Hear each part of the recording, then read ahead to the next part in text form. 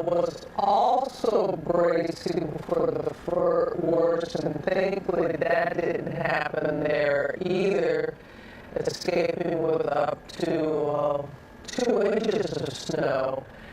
And we find Lindsay Janice there for us this morning. Good morning, Lindsay.